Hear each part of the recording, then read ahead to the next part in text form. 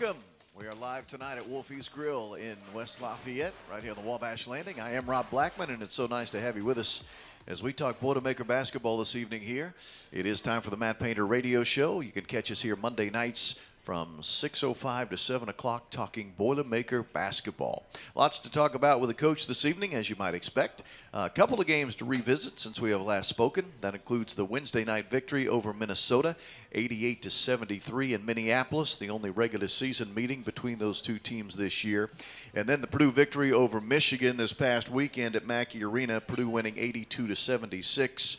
That is not the only meeting between those two teams this season. As a matter of fact, Purdue's going to turn right around to play the Wolverines again on Thursday night, this time in Ann Arbor. So we will talk to Coach about not only those couple of wins, but we'll look ahead to what is a busy week for Boilermaker basketball. As I mentioned, Thursday night, Purdue is at Michigan to play the Wolverines, but first things first, Tuesday night, Purdue is at home to play Illinois, a rematch of the game played on Martin Luther King Jr. Day back in early January, a game in which Purdue won in double overtime in Champaign. Then, coming up Sunday, it's a 1 o'clock game against Maryland. It's a busy week for Boilermaker basketball. Tuesday night, Thursday night, Sunday afternoon. 3 games to be played with our Boilermakers taking the floor before we'll speak again next Monday night here with Wolfies. So with that, probably time for me to stop talking and take a commercial break so we can get the coach on here and talk about all of these things. If you'd like to visit with Coach Painter, please call us at 1-888-246-2678. The Coach Matt Painter Radio Show is presented by GEMCO. Coach Painter joins me next. This is Boilermaker basketball from Learfield. He starts, and Isaiah Thompson begins the night on the bench. Here's Edey down low, and a good start for the big man, Zach Edey, before tonight. That's something. Stefanovic down low, Edey, and one. You got to be careful with this Purdue team. They like early offense. And early event of the floor has come up with a couple of those. Curry slashes and rejected by Morton. Edey, take him off the bounce and see what you can get. Ivy off the glass and in. Edey draws 3 defenders. Nice fake from Hunter. Reloads, tries again. And here's Ivy in the paint. Leans in off the glass and scores. So I don't know what that neon green light looks like. A great slash. Great pass. Williams to Hunter. And his ability to pass. He is an elite passer. And he finds Morton right on cue. And this is a tough play to cover. And the Gophers did pretty good that time. Edey tied up with Curry. Foul does not. Edey gets it back to Ivy. Ivy gets it back with 3. Lets it fly, and down it goes. And that'll be the final possession of this first half. The basketball. Now Lowy is going to attack Edey and denied. 27th block this season from Edey. Try to beat the big man off the dribble. And now Stefanovic. Oh. Purdue has made its last 5 from the field. Ivy draws 2 into the corner. Hunter Jr. for 3. Entry pass deflected. Williams, great feed to Ivy. It was tipped. It found Williams anyway. Then it was Ivy wide open along the baseline. Williams, the kick. Hunter for 3. And Eric Hunter Jr. has a new career high tonight. This is the Matt Painter Radio Show. Tonight, we greet you from Wolfie's Grill. We've been here all season long. We thank the good folks here at Wolfie's Grill for taking care of us. They're the largest view of the game outside of Mackey Arena here at Wolfie's Grill. And again, a huge thank you to them. They have been our host all season long. I'm Rob Blackman with the head coach of the Boilermakers, Matt Painter. The Boilermakers picking up their 20th victory of the season with their win this past Saturday, the victory over Michigan. Purdue's now 20-3 on the season. Purdue now 9-3 in Big Ten play, and Boilermakers have moved up to number 3 this week in the latest AP rankings. Illinois, by the way, checks in at 13th this week. Coach Painter, congratulations on a good week. Let's start with that victory this weekend against Michigan. The Wolverines are an interesting group because if you just look at their overall record, you think they're maybe not that good. But when you see them play live and in person, right, you realize just how talented that group is. Yeah, they have 4 McDonald's All-Americans, so that speaks for itself. you know, you're just fortunate that 3 of them are freshmen. I think that's where, like, a lot of the people don't realize, even though you get really talented guys, it takes about a year to really kind of learn everything, especially in a conference like ours, you know. But Hunter Dickinson hit 9 threes in his career. So he played in 50 games and hit 9 threes in his career and hit 4 threes in the game and had a long 2 with his foot, you know, on the line. Oh, yeah. So, and then they had some other guys come in that hadn't been traditionally hitting shots that are capable, but just haven't been hitting threes. So they hit some threes that they don't normally hit. But no, they're a talented group. They got one of the best 5th-year guys out there in their point guard, Jones, who's really helped them. And just to kind of blend with that young talent, you know, getting somebody older like himself. But no, they're a tough team. They're really good. I think they're starting to get consistent. I think a couple of those losses go on top of when they had to have some guys sit out because of COVID. They lost about 3 or 4 guys. I think Rutgers was one of the games. They had another game. Obviously, our game got postponed. The Michigan State game got postponed and then rescheduled, and now we're kind of in a crunch there. But they're also in a crunch. So they play Tuesday. They play tomorrow. When we play Illinois, they play at Penn State. So they're going to have a travel back, get back late. And I think they have a 9 o'clock game. It is, yes. 9. So they'll get back 2 or 3 in the morning on Wednesday, then play us Thursday night. So, but no, I thought it was a good win. You would like to get some separation there when you kind of get to that 8, 10, 12 difference in the game in the second half. We just weren't able to do it, and they hung in there.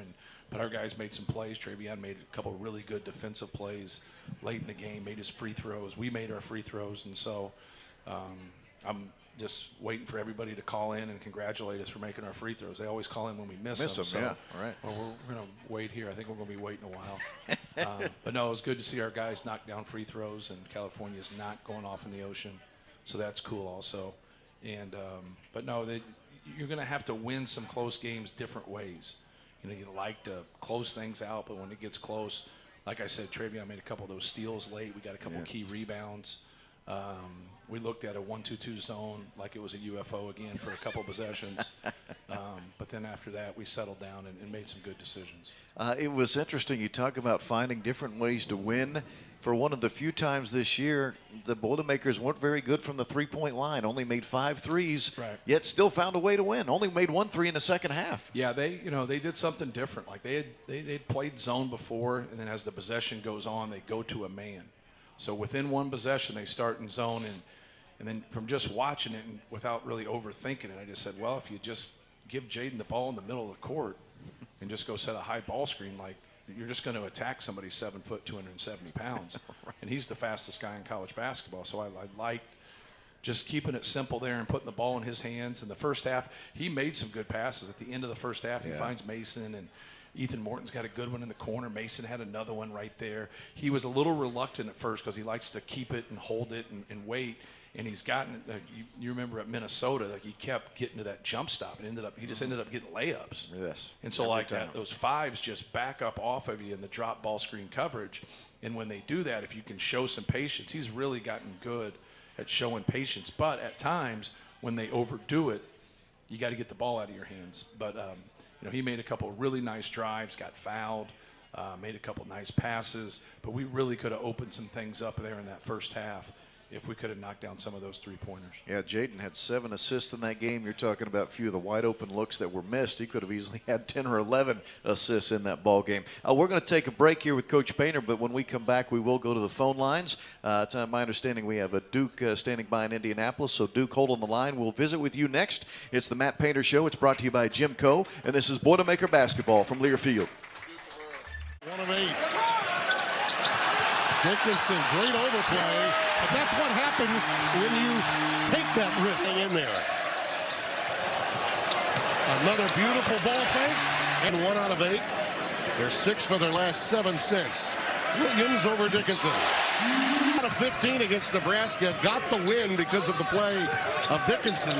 They're going to have to be better. That alley-oop was... Morton will trigger it in, number 25 in white.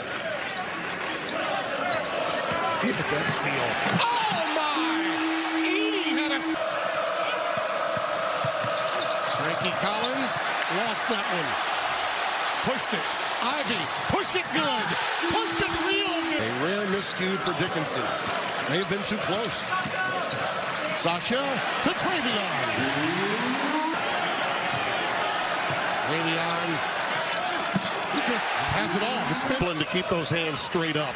Huge for Dickinson. Little drop off. Wraparound pass from Hunt. Yes, it is. Ivy letting the game come to him and went dead off the heel. And an easier rebound Travion Williams will never get. Ivy! High! Off the deck it goes into the hands of Williams. Off the... Now in the paint. Gonna run it right through him. Williams! Purdue's made their last 7 from the floor. Make it 8. Man, Tim. Dickinson on Edie. Swatted away. Stefanovic up and under the reversal. The lead is down to 5. Welcome back to Wolfie's Grill. It's the Matt Painter Radio Show. Just a reminder, we will be here again next Monday night, 6 o'clock, to talk Boilermaker basketball. Next Monday night at Wolfie's from 6 to 7. GEMCO Constructors is supporting your Boilermakers as the presenting sponsor of the Matt Painter Show, and they're a proud partner of Purdue Athletics. GEMCO Constructors says boiler up. The phone number, if you'd like to visit with Coach tonight, is 1-888-246-2678. And let's go to the phone lines for the first time this evening. Duke is calling in from Indianapolis. Duke, welcome to the show. Might be Dale. Dale works too. Dale, my apologies. Welcome. Hey, no problem. Hey, Coach, congratulations on your 400th win.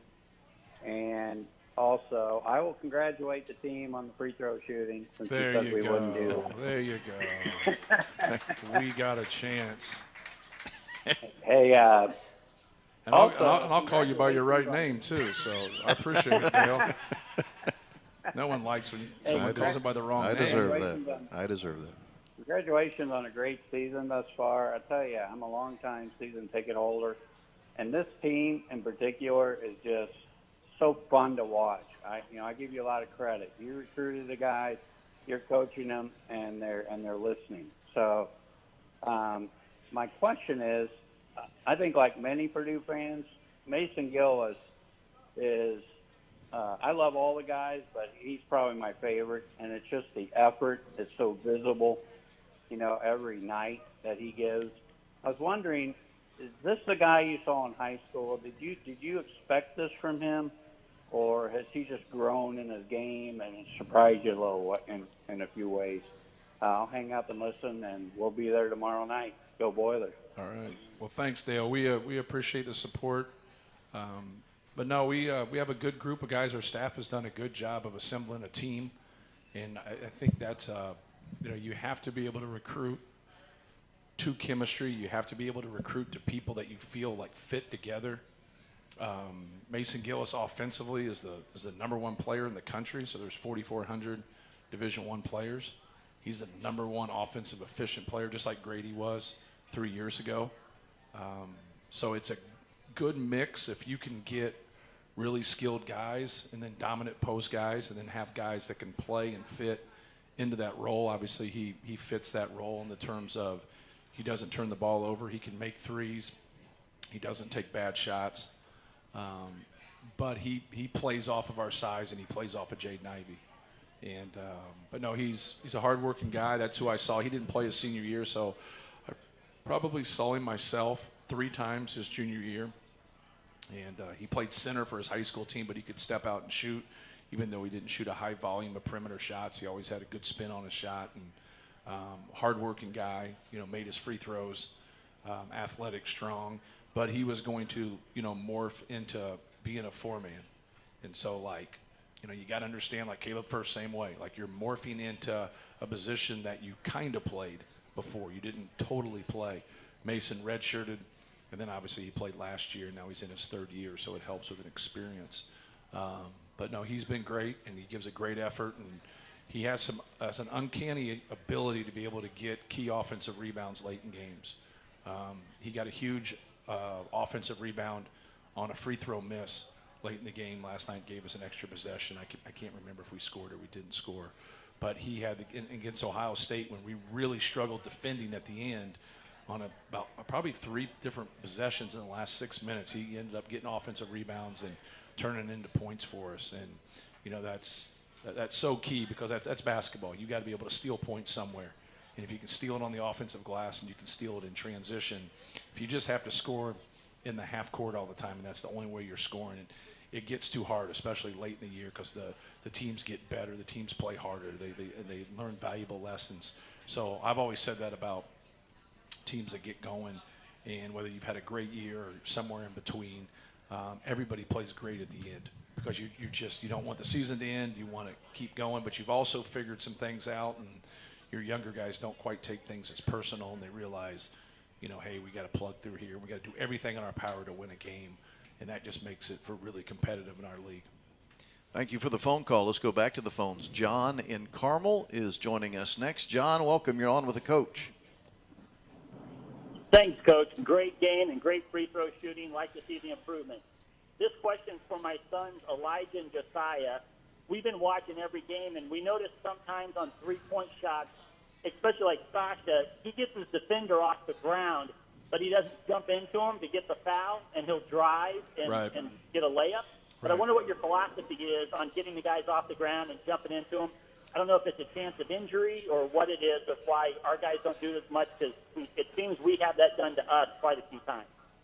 And hang up and listen and go Boilers. Yeah, no, I'm not against that at all. We've actually always talked about it when you get guys in the air, you know, just getting into them and being able to shoot and get 3 free throws. But a lot of workout guys, that's a lot different. They shoot the sidestep. So they shot fake. If you watch NBA players, they sidestep and shoot another 3.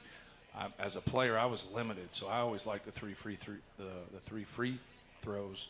And when you can get that, man, don't risk it. Then sometimes you'll get some guys that'll try. Like Carson would try to do it and then not get it, and like he would overdo like trying to draw that foul once guys they left their feet halfway. And sometimes he'd get the call, sometimes he wouldn't. So you run that risk a little bit. But once they clearly leave their feet, man, I think you should get your 3 free throws. I think that makes a lot of sense to do that. But a lot of guys just, they drive and go make the next play, or they sidestep and shoot a 3 anyways. More in just a moment. The phone calls are lining up tonight, so thank you, everyone, for participating. We'll get to more calls in a moment. About 2 minutes, as a matter of fact, from right now. We'll visit more with Coach Painter. This is Boilermaker basketball from Learfield. With 5 falls, and we see Lowry with an early takedown for the Boilermakers. Outside single for Lyon, and he gets the 2 on short time here in the second period. Just 3 seconds left. Panola, a good combo takedown there. 10 seconds remain. The Boilermakers looking to take the lead into the break. Panola with a beautiful throw by, takedown. Nearly had a throw to the back. Instead, he will get his 7-2 lead and now an 8-2 win over Foy. He's still not letting it go. He's not, and McKee now sprawling away from it with the opposite leg. Schroeder using leverage to work the man back to the mat. Now drives forward with his shoulder. 40 seconds to go here in the first. No score yet, and there's 2 for Devin Schroeder of McKee. And Schroeder with the 2 count, the 3 and 4 near fall points for Devin Schroeder. He's got a beautiful inside trip there by McKee. Somehow Schroeder stayed out of trouble as he immediately drops to the ankle, now lifts. 25 seconds left. Schroeder trying to get some points here. Schroeder has that left leg trapped.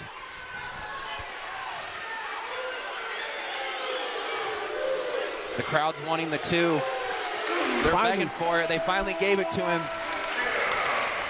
So another takedown by Schroeder, and he will take the decision here at 125 pounds. A great win for the super senior from Grand Rapids, Michigan. 8-3 in favor of Devin Schroeder here on Senior Day. Good double there by Phileas. His first offense of the day is. Phileas does a nice job diving to the ankles after that great shot by. Show presented by GEMCO, live tonight at Wolfie's Grill with the largest view of the game outside of Mackey Arena. Had some pretty good phone calls tonight, so let's keep it going here. Matt from Carmel is joining us next. Again, the number is 1-888-246-2678. Matt, welcome. You're on with the coach. Hey, Coach. Congrats on number 400, and congrats on free throws. Hey, wanted to ask you, seems like the last several years, maybe the last 3 years or so, the press from a lot of teams just across college basketball has gotten a lot more physical in terms of whether it's, hand checks, body checks. Mm-hmm. And it seems like the refs let, people get away with it a little bit more. Wondering if that's just, optics maybe from a fan perspective or, your commentary on whether they've, kind of gotten a little looser on the calls on press. Yeah. Thank you. The thing that's gotten me with officiating is they put rules in that they can't call every single time. I think that's made it harder to have the cylinder call. So if you go to press somebody and you box people in, that's what a press is. You trap people. Like if you double the post or you double a ball screen or you double in a press, but then they have this cylinder rule to where you can't come into somebody's imaginary cylinder that goes from the floor to the ceiling, which to me that just doesn't make any sense. It's basketball. You take up people's space. It's what you do. You get physical, you play, then it's their discretion. So they try to keep people out of it. They've really tried to stop a lot of the chucking. They tried to stop anything above the head. That's the reason you see them go to the monitor and you get the flagrant ones when it's a basketball play. But if you still hit them above the head, it's normally going to be a flagrant one. And I understand that piece of it. But I just don't understand when they say, hey, you can't get into somebody's cylinder. You're in somebody's cylinder 30 to 40 times a game. Like it's basketball. So like they can't call it that way. So I don't understand. They put the refs in kind of a tough spot with those calls and everything. But, other night, like they called a couple fouls when we were getting pressed, and then we didn't handle it well first couple times. And after that, I thought we did a better job of handling the press. But no, I think it's fine. It's, you got to be able to handle the basketball. You got to be able to, be able to step through traps. You got to be able to speed dribble past somebody's outside shoulder who's coming to trap you, or you got to act like you're getting into it and then pull back dribble and get the ball to the other side and that person attack it. You just got to do a better job of kind of handling that. I thought we did a really good job at Iowa handling their press, and then last night when they put it on us, we had a couple turnovers there, and then we settled down and played much better. But it's interesting. Not as many people do it and stick with it. People will do it a little bit, but not, you don't see teams anymore that just press the whole game. And that's it. They're going to press you from start to finish no matter what. You'll see some, but they don't. It's hard to get 8, 9, 10 guys. You got to have a lot of people to press and really stick with it. And a lot of people will get their top 2, 3 guys, and they don't want to wear those guys down. They want to be able to kind of stick with it. That's why you see like Fran in Iowa, he goes to more of a zone press. That's not going to, you want to ramp it up and play hard, but that's not as much as you go full court man-to-man all over the court, run and jump, press, and whatever it might be. So I hope I answered it halfway decent. It was interesting, Coach. Watching the game as it transpired there against Michigan, I had the feeling as the game was going along there in the second half that, man, our ball club's really struggling with the press, But then I look at the stat sheet at the end of the game, and Purdue only had 7 total turnovers. Right. You only gave up 4 points off of the turnovers. So it had the feeling to me that Purdue was struggling, but the stats would clearly show you didn't struggle that much with it at all. Right. And then, we were able to, when we broke it one time, Caleb did a good job of finding Eric Hunter opposite, and Eric knocked down a 3. Another time we got the ball to Jaden, he dumped it down to Travion on a drive. So anytime you can get them, if they're going to generate offense for you, you got to be able to attack right there and make them score, because you can get in some 3-on-2, 4-on-3, 2-on-1 type situations if you can get that ball centered and move it quickly. Let's go back to the phones. Brian is calling in from Decatur. Brian, welcome. You're on with Coach Painter. Hey, Coach Ron, how y'all doing? Good. Good. Hey, it kind of stole my thunder on the press. I was going to talk about that a little bit. But in that, it seems like in the past we've always kind of seemed to have been happy just to cross the half-court line. Is it more of an emphasis this year because we do have Jaden Ivey that can get to the rim to attack even further into the press, rather than just kind of settle back into the half-court offense. And then Isaiah Thompson is a kid that I, especially in the preseason, can really tell has made just tremendous strides from his game last year to this year. It is really obvious the game has slowed down for him, and he's really confident out there in the shot. What are some of the other things that Isaiah has really kind of gotten better at from last year to this year that we don't really maybe see on the basketball court? He's just a tough little kid out there, and it's fun to watch him play. Yeah, it depends. Like, you can't give, like, how do you handle the press, in theory, because sometimes there's opportunities to attack, and sometimes there's not. So sometimes it gets they get aggressive, then they back up. Sometimes it's just a soft kind of token press, and they back up. They'll just take time off the clock, and then sometimes it's really aggressive. The more aggressive it is, the more prone you are to turnovers, but the more prone they are to you scoring, because they anytime you put two people on the ball and you center the basketball, you're very vulnerable. So anytime somebody post doubles, like Travion or whatever, if you can throw the first pass out of that post double to the center of the court, everybody's one pass away. If you come and trap, like last night, they weren't trapping, they were dropping in their ball screens. At the end, he switched it up, and Hunter Dickinson came and trapped. And J.I. just didn't read it correctly. J.I. should have just went right by his outside shoulder and went and dunked the basketball. Instead, he tries to split him. Now he gets fouled and they call it. But he should just go right by him because he can't handle that. So anytime you get into those situations, whether it's a ball screen and they double you strong, then you just pop your big guy into the top of the keyhole area. You center it. Now they're vulnerable because the ball is centered, and they just put two people on the ball. So for numbers' sake, at the worst, you're 4-on-3 at that time. When you press, it's a little different because they'll really get aggressive and they'll get up there, and you normally have two guys up top, and they put three people up there. Now if you get that centered, obviously it's going to be a 3-on-2. It's what happened when Caleb caught the basketball and he looked opposite and hit Eric. The other time we looked and got it right to Jaden, and Jaden attacked and got it to Travion for an easy one. And so, but at times they will come and get that, and then they do a good job of recovering and getting back in so you can't attack. But anytime we can do, from a transition standpoint, a turnover standpoint, a pressing, trapping standpoint, if we can give Jaden Ivey the ball in space, get the hell out of his way. Go eat a nacho. Get away, space. Now they have a decision to make. We have 7 guys on our team that shoot 40% or better from three. I think we're the only team in the country that has that. So we have a lot of skill. We have a lot of big people. So if you got a big guy at the rim, you have numbers. You got a very athletic guard in him, and now everybody spaces and then, ready to shoot the basketball. It can really put you in a good spot. That's why breaking the press can really, help you. It can really help you score points and generate points. Obviously, they're trying to turn you over. To answer your question about Isaiah, he's had a really good year for us. He doesn't always get opportunities. And so when you play off of others, when he played in high school, they played off of him.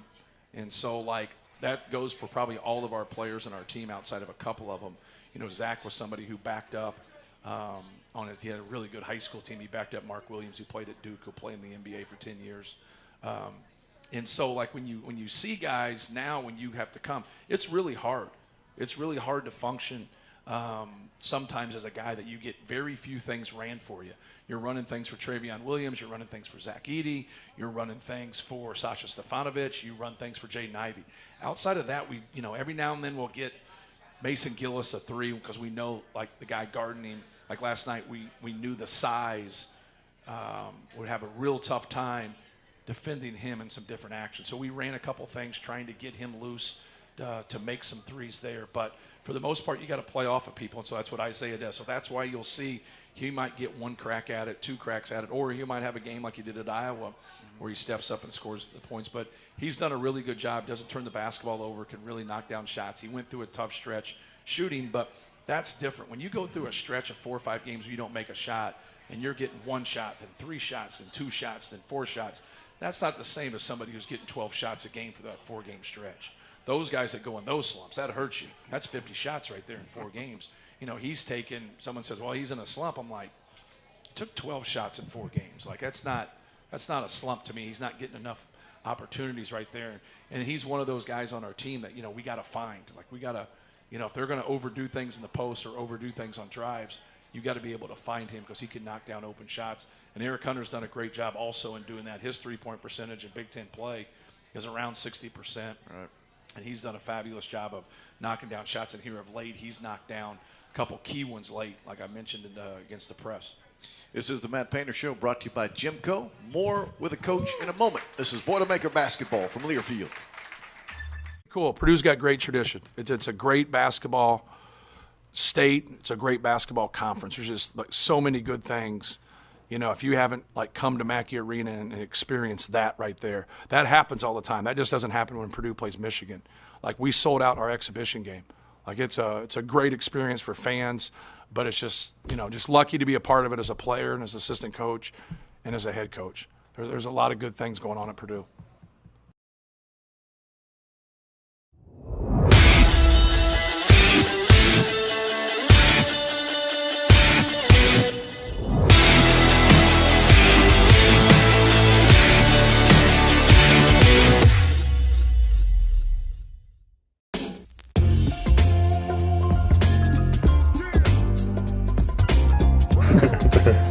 This is not.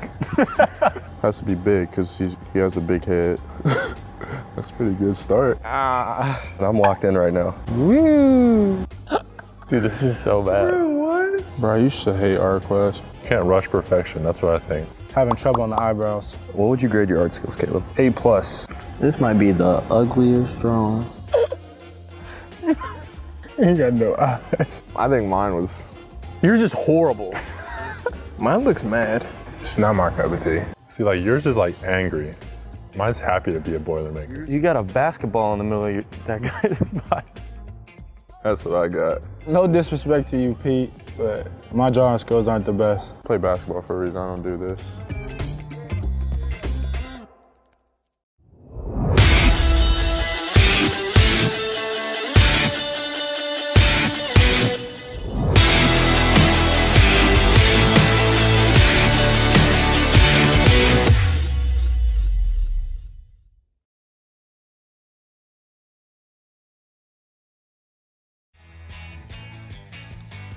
It's the Matt Painter Show, brought to you by GEMCO. Tonight, live from Wolfie's Grill on the Landing in West Lafayette. Time for our Pro Boilers feature, where we look at how former Purdue student athletes are doing in their professional sports careers. Pro Boilers, presented by Indiana Kitchen Premium Pork Products. Get to know us at indianakitchen.com. Both our Pro Boilers and Indiana Kitchen are boiler-made. I know I mentioned these guys 2 weeks ago, but I have to mention it again. I feel it's certainly worth mentioning. Bryson Hopkins of the Rams, Ricardo Allen, Marcus Bailey of the Bengals, all three former Boilermakers. Of those three, they're going to have a chance to win a Super Bowl, a world championship ring this coming Sunday. So I just want to give those guys a second mention here. And did you see Ricardo Allen is the only player on the Bengals roster with Super Bowl experience? He's the only one. When he was with the Falcons, he played in a Super Bowl. And I also saw where Ohio State is the only Big Ten team that has more players on the two Super Bowl rosters than the Boilermakers. Purdue has 3, Ohio State has 4, so that's pretty impressive stuff there for Purdue and Purdue football. So good luck to all 3 of those guys this coming Sunday in Super Bowl 56. All right, back to the phones we go. Austin from Fort Wayne, you're next with Coach Painter. Austin, welcome to the show. Hey, Coach. Thanks for doing the show. I really enjoy listening every week. My question is, how do you find the balance between running sets and having rules and a structure within your offense and trying to limit turnovers, but also giving your players the freedom to play? Right. Thank you. Yeah, that's actually a really good question.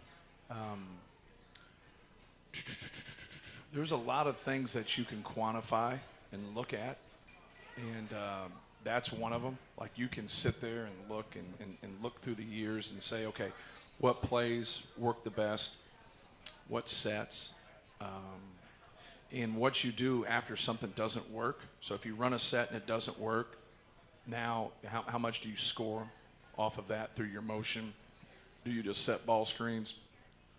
So what I got tired of about 8, 9, 10 years ago was just what a lot of people in college basketball do, is they run something, they play. Sometimes they play through ball screen motion.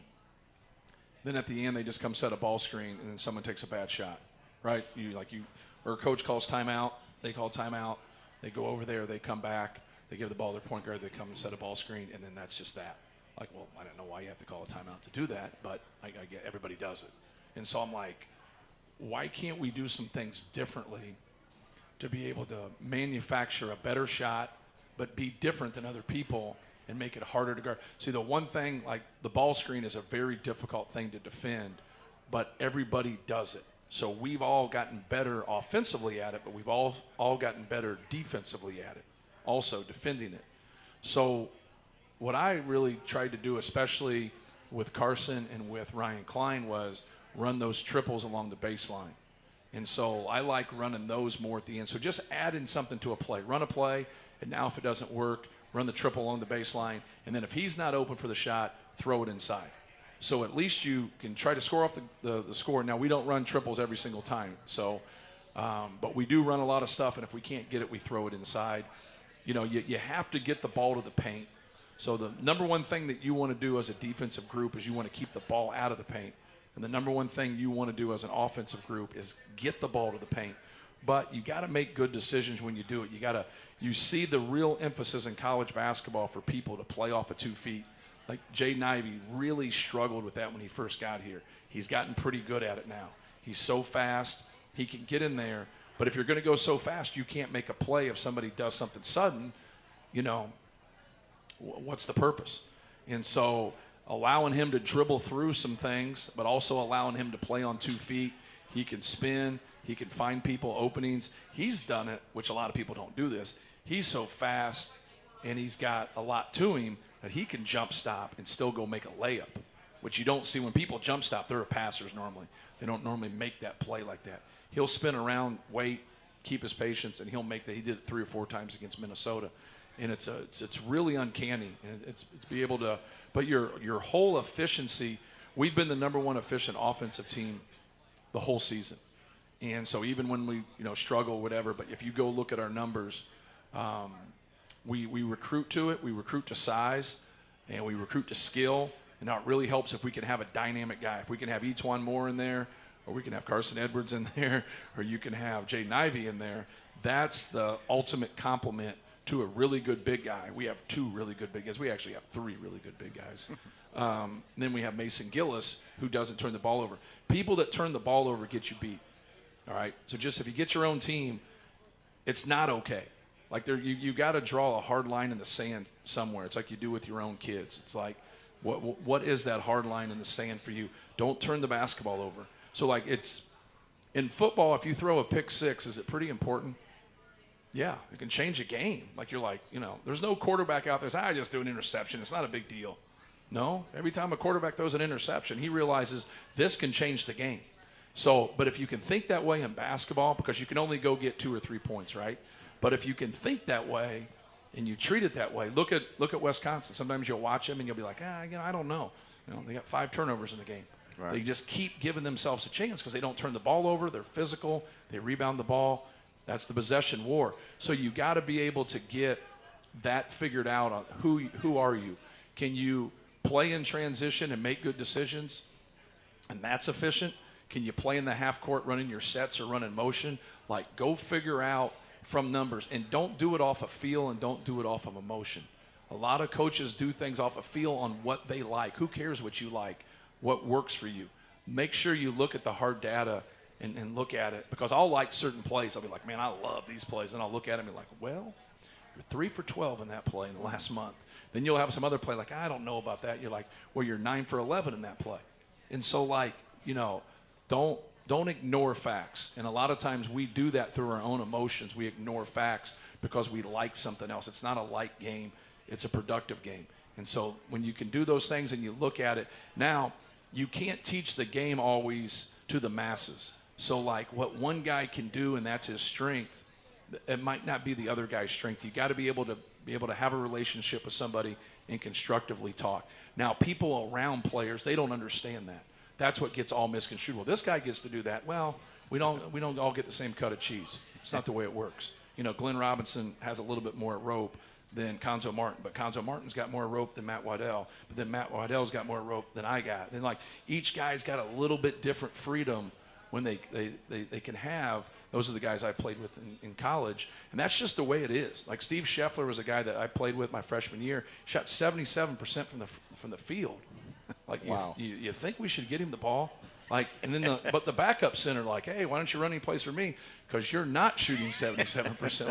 like you have to be able, and that's a hard thing to do. So you got to be able to constructively talk with your players, and so they understand, like, where does this ball need to go, especially in crucial situations? What are my strengths? What are my weaknesses? But what are our strengths and our weaknesses? But a lot of people say, well, you don't run anything for him. He can't. Well, sorry, he's not better than Caleb Swanigan. Like, we're going to Caleb Swanigan. That's just the way it is. This is the Matt Painter Show. It's brought to you by GEMCO. And we'll be back right after this. This is Boilermaker basketball from Learfield. He starts, and Isaiah Thompson begins the night on the bench. Here's Edey down low, and a good start for the big man, Zach Edey, before tonight. That's something. Stefanovic down low, Edey, and one. You got to be careful with this Purdue team. They like early offense. And early event of the floor has come up with a couple of those. Curry slashes and rejected by Morton. Edey, take him off the bounce and see what you can get. Ivy off the glass and in. Edey draws three defenders. Nice fake from Hunter. Reloads, tries again. And here's Ivy in the paint. Leans in off the glass and scores. So I don't know what that neon green light looks like. A great slash. Great pass. Williams to Hunter. And his ability to pass. He is an elite passer. And he finds Morton right on cue. And this is a tough play to cover. And the Gophers did pretty good that time. Edey tied up with Curry. Foul does not. Edey gets it back to Ivy. Ivy gets it back with three. Lets it fly, and down it goes. And that'll be the final possession of this first half. The basketball. Now Lowy can attack Edey and denied. 27th block this season from Edey. Try to beat the big man off the dribble. And now Stefanovic. Oh. Purdue has made his last 5 from the field. Ivy draws 2 into the corner. Hunter Jr. for 3. Entry pass deflected. Williams, great feed to Ivy. It was tipped. It found Williams anyway. Then it was Ivy wide open along the baseline. Williams, the kick. Hunter for 3. And Eric Hunter Jr. has a new career high tonight. Here. GEMCO Constructors is supporting your Boilermakers as the presenting sponsor of the Matt Painter Radio Show. They're a proud partner of Purdue Athletics. GEMCO Constructors says boiler up. This is the Matt Painter Radio Show. We are live at Wolfie's Grill with the largest view of the game outside of Mackey Arena. Thank you for joining us. We'll be back here next Monday night as well, 6 o'clock, to talk Boilermaker basketball. What about the rematch with the Illini tomorrow night, Coach Painter? 9 o'clock, Purdue and Illinois, having beaten them once already this season over in Champaign in a double overtime game. What do you expect this time around? Probably a lot of the same. You know, they obviously, Kofi Coburn getting into foul trouble was a big deal.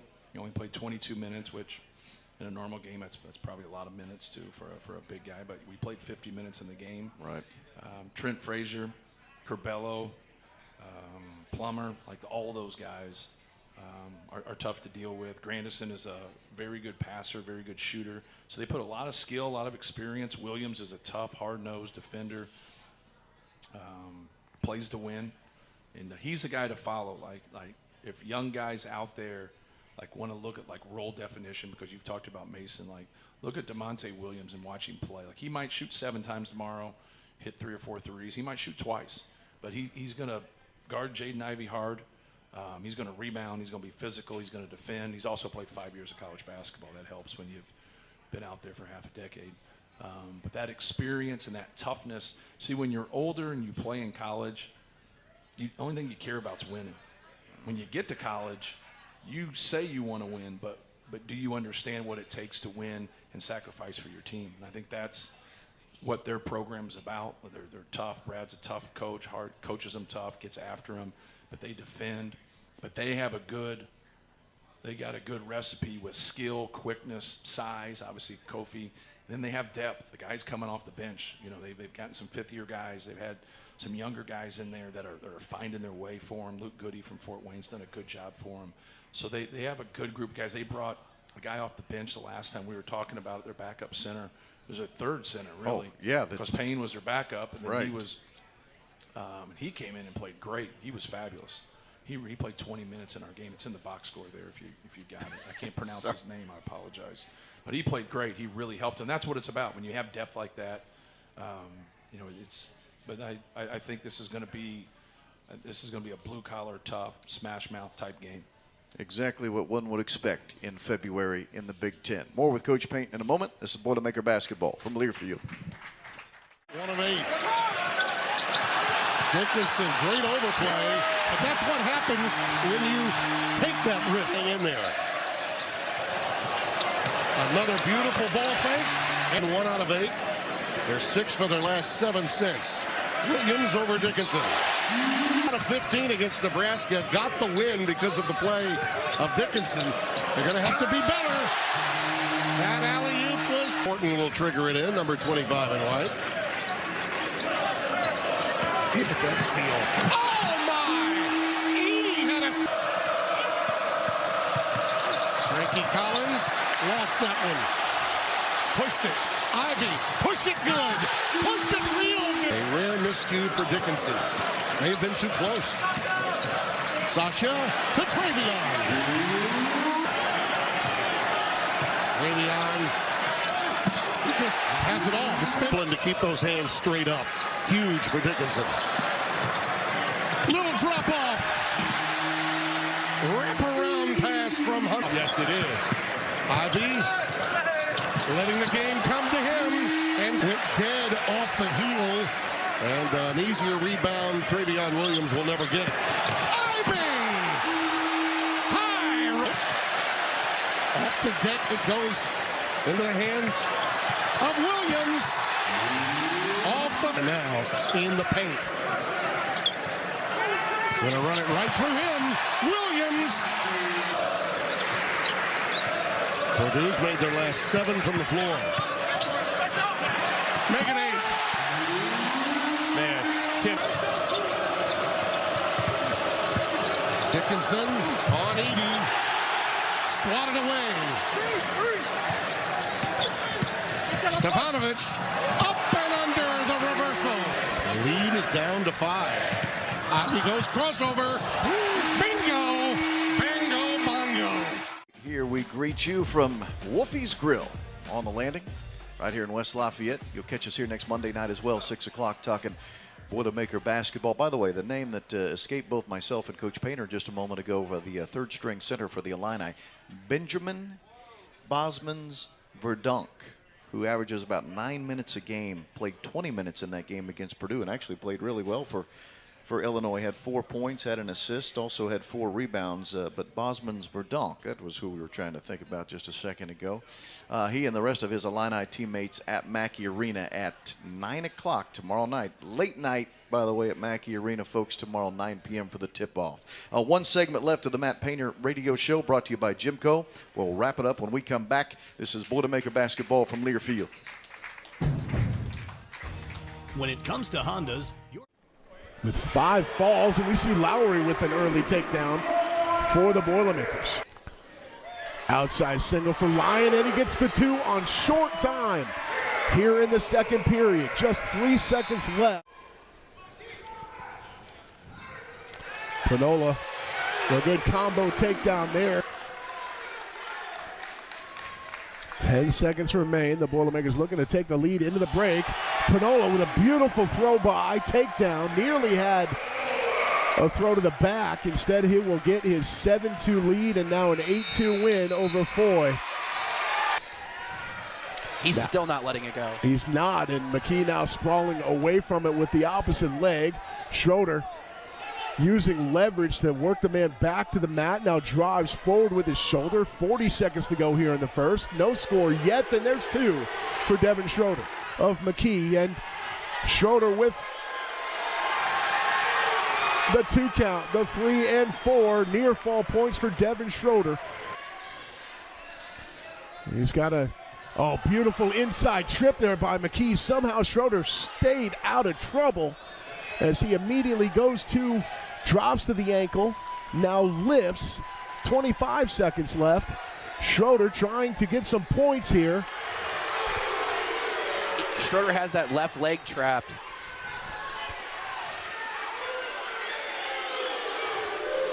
The crowd's wanting the two.